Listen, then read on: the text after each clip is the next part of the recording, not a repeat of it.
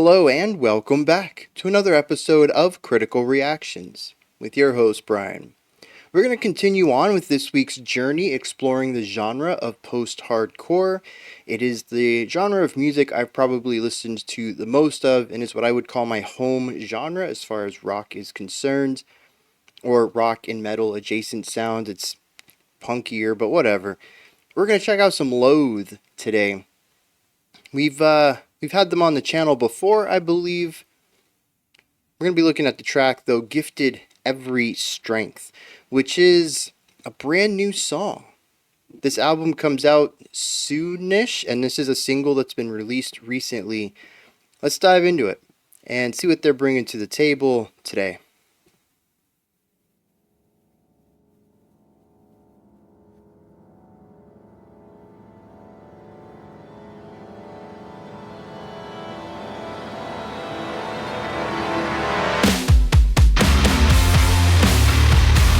That is a massive tone.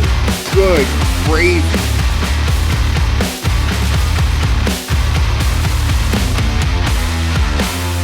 Even that bass kick is just so massive.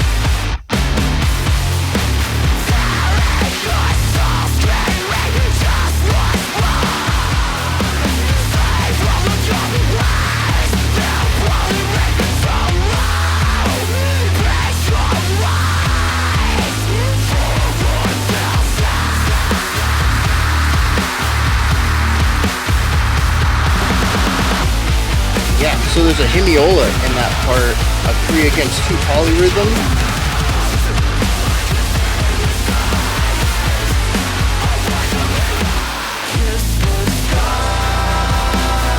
Ooh.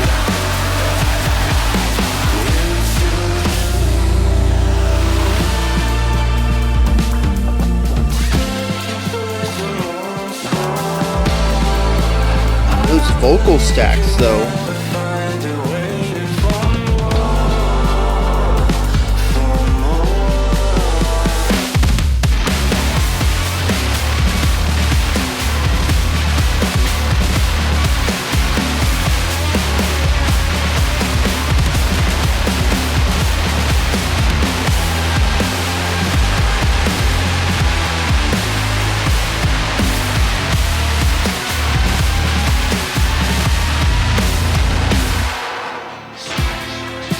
Yeah.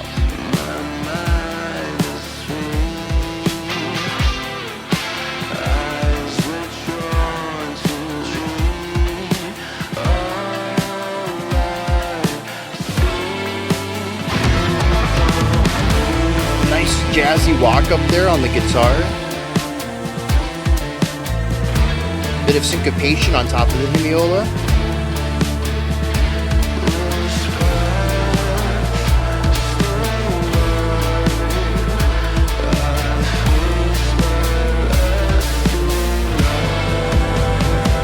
Love the vocals off to the side.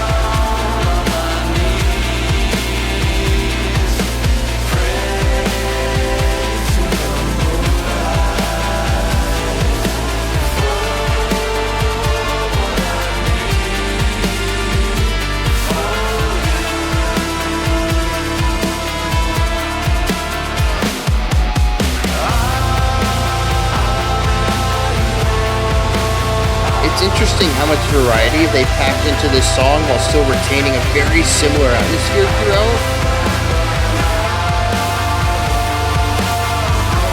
A lot of that's going to come down to the size of the instrumentation, but still.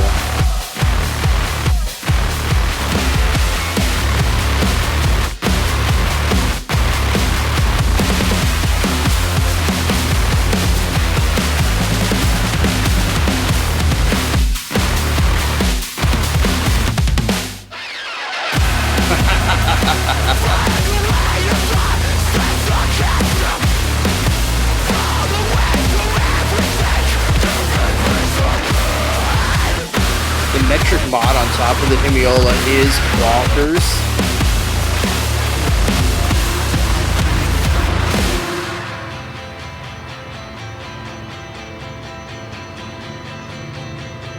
I just keep losing.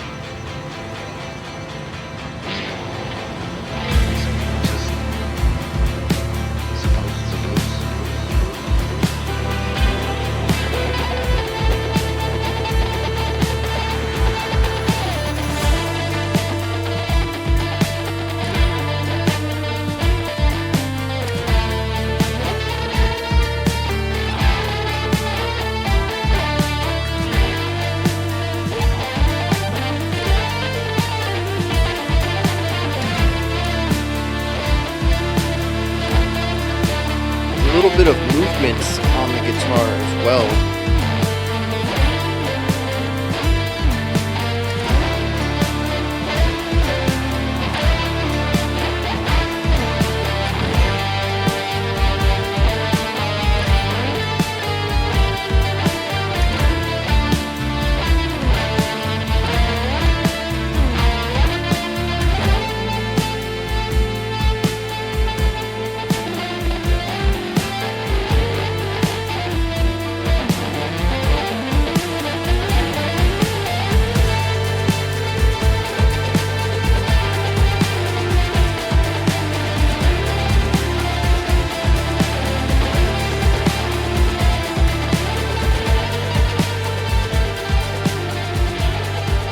Fade out.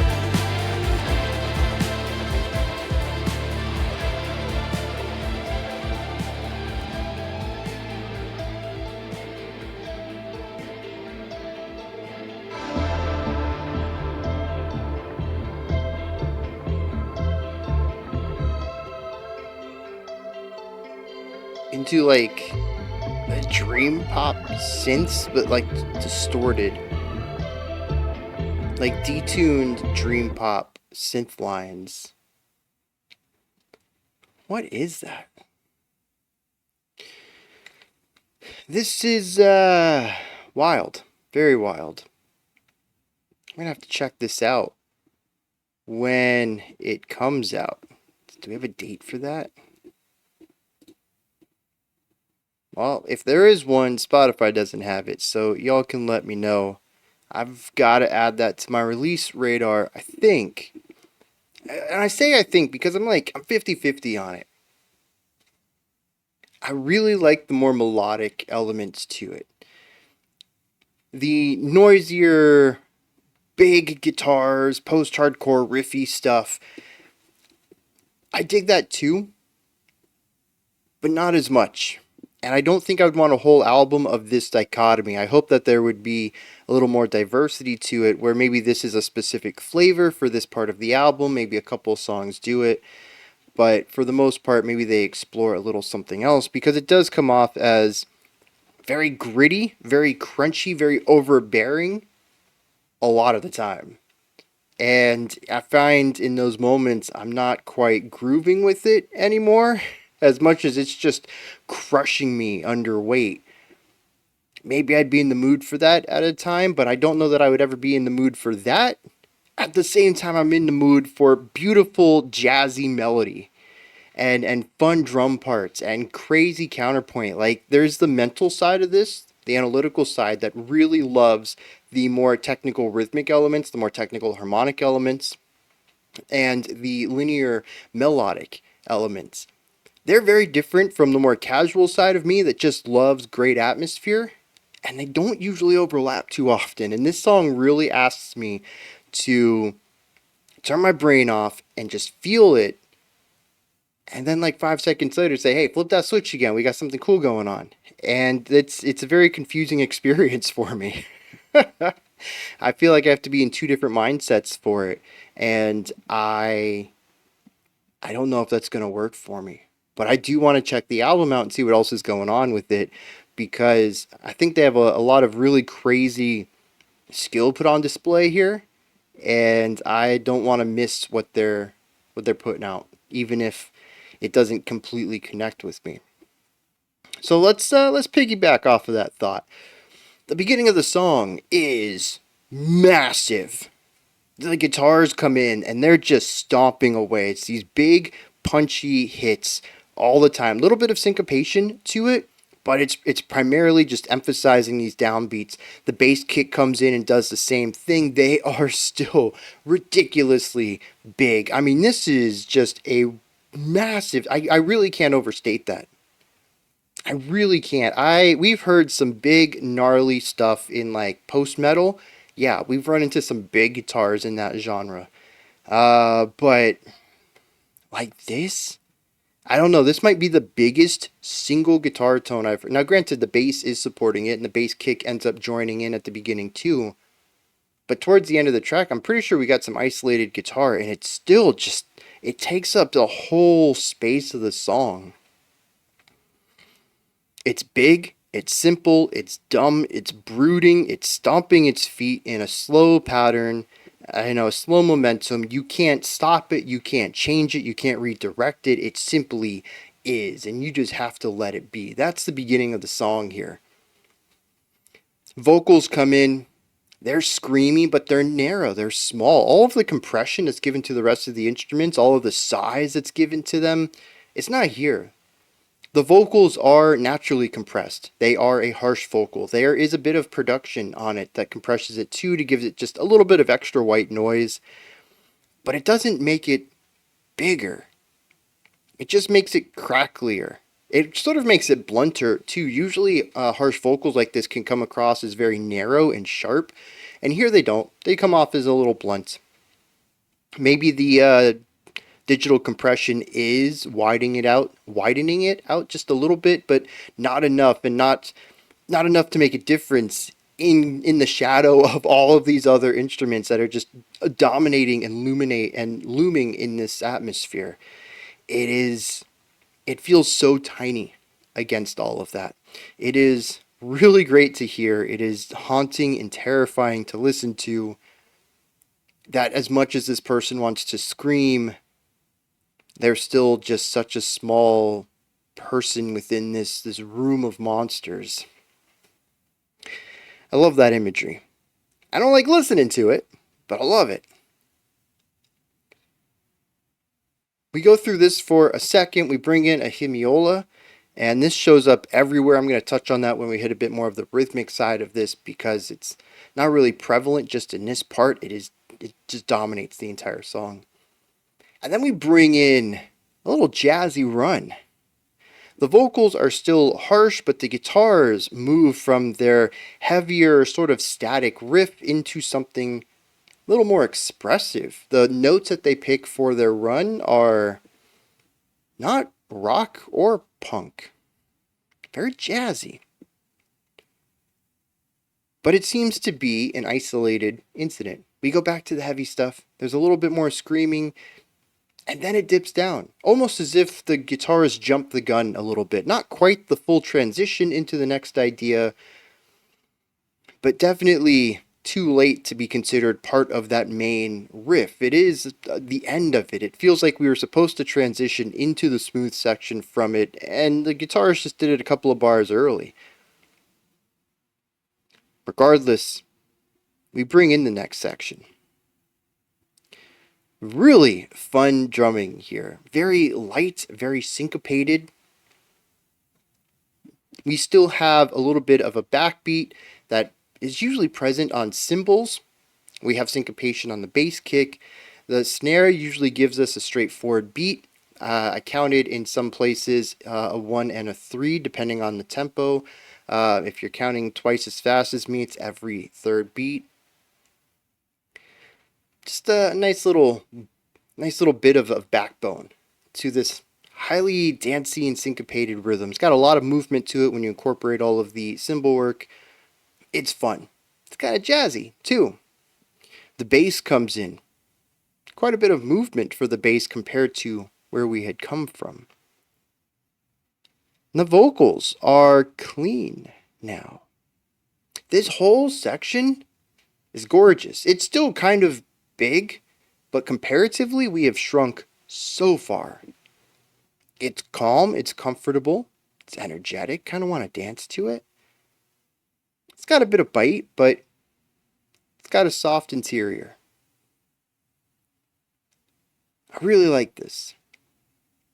These two modes are mostly what the song dances between.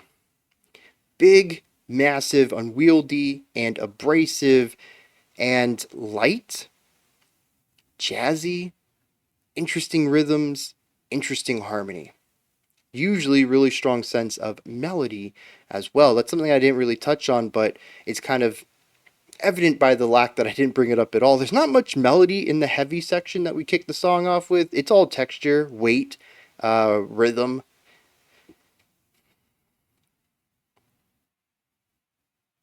The song kind of bounces back and forth between the two of them. We have a bridge that comes in, kind of brings things down even further. We build back out of that. But with 2 minutes to go in the song, we cut to a guitar solo, extended guitar solo. Fantastic linear melody writing here for a solid 90 seconds at least, maybe more. We return back to the jazzy harmonies. We keep everything a bit soft, but there is a feeling of rising intensity.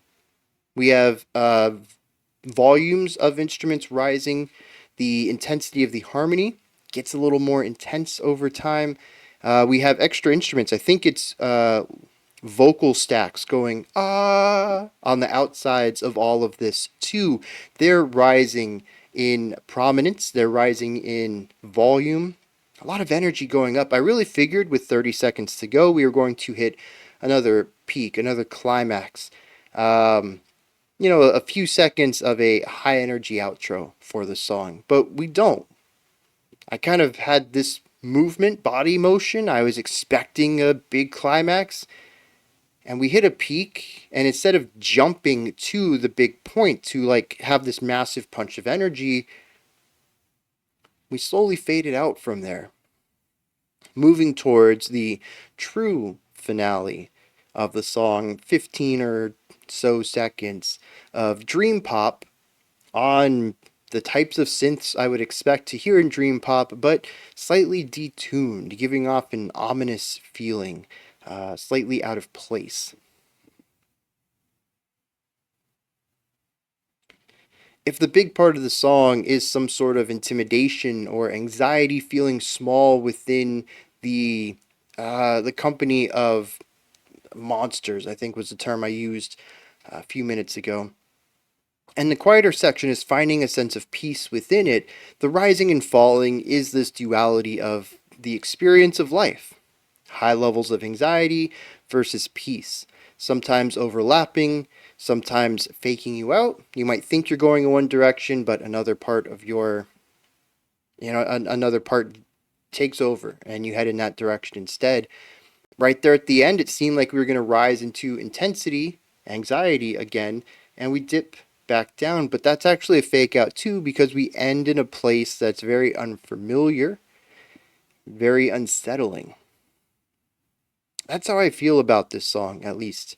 That kind of also leans into why I don't know that I would enjoy this even with repeat listens. I tend to like heavy, anxious music or really calm, chill music. Not not usually wanting them together unless it's a strong overlap of some sort of heavy weight with catchier melodies on top. Lighter doom metal with clean vocals is going to get me every time. I really love the atmosphere with the palatability of the melody. That's just a genre that works for me. But this back and forth, to me, it's something I'd appreciate artistically more so than casually. I'm usually in a state of mind to want one thing or the other. Now, I mentioned I'd bring up rhythm. Save this to the end. The hemiola is a 3 against 2 polyrhythm. So for every, and see, it's not really a true hemiola now that I think about it, but let's roll with it. So if we're counting in 4, 1, 2, 3, 4, 1, 2, 3, 4. For every 1, 2, or a 3, 4, you're going to have 3. 1, 2, 3, 1, 2, 3, 1, 2, 3, 1, 2, 3. And so you're going to get 6 hits in the span of the 4 that you would normally get. That pulse shows up often in here, although we don't usually have that direct hemiola. Instead, we have the first hit of the triplet. That doesn't work either. What is going on in there? We do actually have places where the hi-hat has the full 6/8. You're getting all 6 of those hits, and you can feel the 4/4 elsewhere. That does happen. But there's also, is it dotted quarters? Then it's not a hemiola. It must be dotted quarters that are happening at the beginning. In the very first place the vocals came in, the harsh vocals, we're actually getting a very different rhythm off of the vocals than anything else present. And like I mentioned, the drums and the guitar, it's just this really heavy quarter note beat, really pushing the core pulse of the song. Like I mentioned, it's this, very slow stomping feeling throughout the beginning. The vocals aren't having anything of that. They have their own little triplet feel going on, but it's not a hymn. I gotta go back and listen to that then. It is a polyrhythm, but it's not the hemiola that shows up pretty much everywhere else through the track. And even if it was, like I was thinking, maybe it's just the first hit of every three, but that's just the downbeats of 1 and 3. That's nothing special there. Regardless about my example of the beginning of the song, the hemiola does appear everywhere, where you can hear a sort of syncopated 1, 2, 3, 4, usually with some sort of offbeat hits on the cymbal or the bass kick against the snare, usually on what I said 1 and 3. And then you can hear the hi-hat with the triplets, ta ta ta ta ta ta ta ta ta ta ta ta. These groups of 3 against the 4, or grouping, well, two groups of 3 against the 4, which is 6 against 4. Yeah, it's everywhere in here though. Syncopation, polyrhythms, it is something that is just dominant throughout this track. And for me, I really enjoyed it. Even the heavier sections that are supposed to be more monolithic in sound, there is still this duality of rhythm that I really appreciate.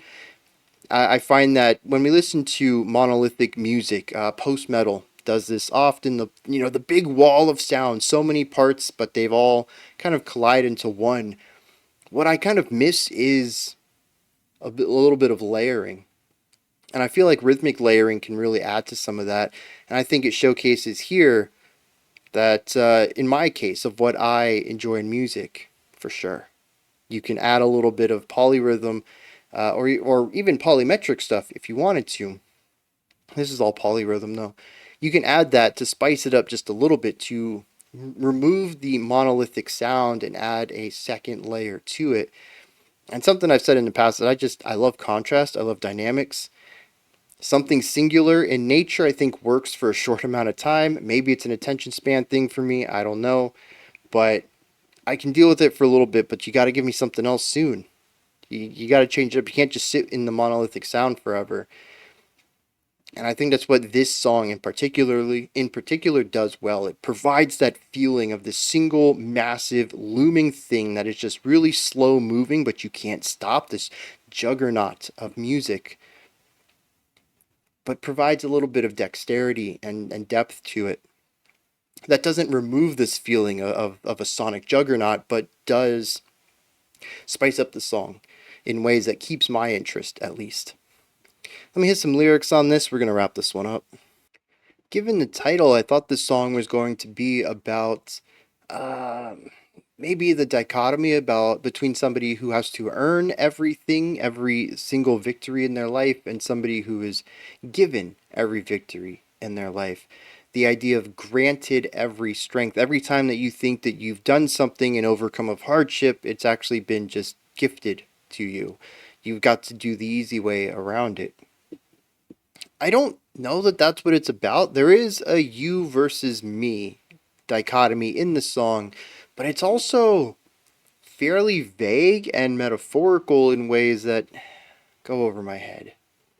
It says, tearing your soul, screaming just once more, save all of your words, they're pulling me so low. Paint your lies for what they'll see. Have you heard the news? It's you win, then you lose. I can see the signs of what could be mine. This appears to just jump all over the place. This first verse completely lost me, and I'll be honest, none of the other verses picked me up. Verse 2 says, kiss the sky, face yourself as it falls into you, and stay complacent once more. I believe you'll never find it waiting for more. The sky or yourself won't be waiting for more? Like, I just don't. Kiss the sky and stay complacent while it falls into your face. Again, I don't get it. Unless it's talking about providing love for things and then they fall apart and you just think that that's the way it's supposed to be. Like, I don't know, man. Verse 3 simply says, switch. My mind is free, eyes are drawn to thee, all I seek, you complete. Verse 1 was all about a difference between you and me. In fact, it says, I will tear your soul and scream just once more. It tells him to save all of your words because they're pulling me down. Verse 3 then says, everything that I seek, you complete. Which might actually be a little bit of the allusion to what I thought it was based off of the title. That everything they want to do, the other person doesn't do. They don't have the path to get there. They just hit the completion point. They're given the win. He says, though, this path is still mine, but I face my last denial. What does that mean? The chorus kicks off, down on my knees, pray to the moonlight for what I need. For you, I won't stay here. I won't wait another second. So again, a dichotomy.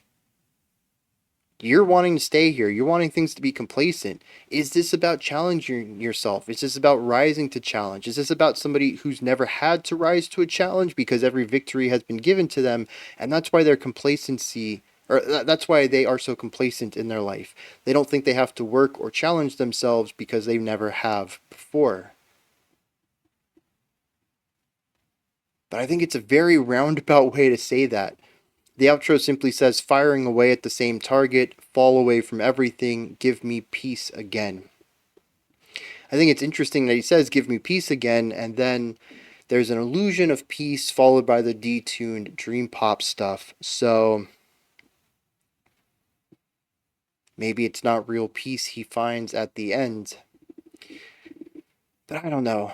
Obviously, there's another person giving him grief, and they're complacent with their life, and he's not going to sit around and wait for them anymore. That's about all I get out of it, though. It feels like it's a lot deeper, given the language presented. I just can't get past that first layer. I don't know. If anyone has any thoughts on this, let me know. Otherwise, though, these are my thoughts on Loathe's Gifted Every Strength.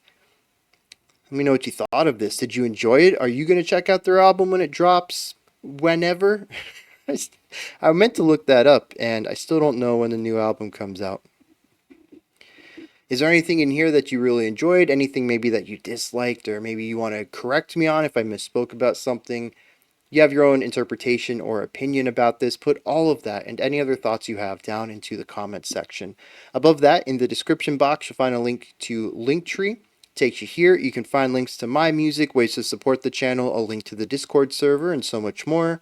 Above that, if you could, like, subscribe, and ring the bell. I greatly appreciate all three of those.